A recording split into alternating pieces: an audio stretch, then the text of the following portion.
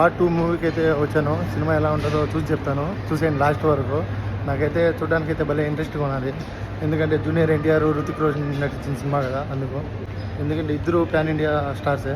ఈ cinema mall వచ్చి హవల్లీలోని Titanic building. ఈ లెఫ్ట్ సైడ్ లో వచ్చి మనం తినడానికి స్నాక్స్ గానీ కూల్ డ్రింక్స్ గానీ ఏమైనా తీసుకోవచ్చు. ఈ బిల్డింగ్ లో ఇది 2వ నెంబర్ థియేటర్. ఇక్కడైతే మేమైతే లోపలికి అయితే ఎంటర్ అవుతున్నాం. అక్కడ టికెట్లు అయితే చూపించాలి. లోపలికి అయితే పోనీడు ఖచ్చితంగా చెక్ చేసి పంపిస్తాడు.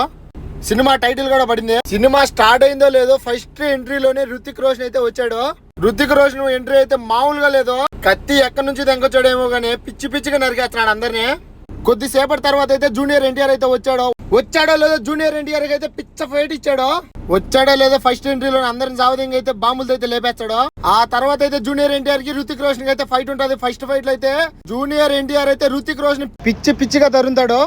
రుతిక్ రోషన్ అయితే సందు అయితే పిచ్చిగా పరిగెత్తాడు. ఎన్టీఆర్ కార్ ఎంట్రీ చూడనట్టున్నదో. ఆ ఫైట్ తర్వాత అయితే ఇద్దరు కలిసి అయితే ఒక పాటకైతే డాన్స్ చేస్తారు. దునియా సలాం అనాలి అనే సాంగ్ అయితే మామూలుగా లేదు, సూపర్ ఉంది.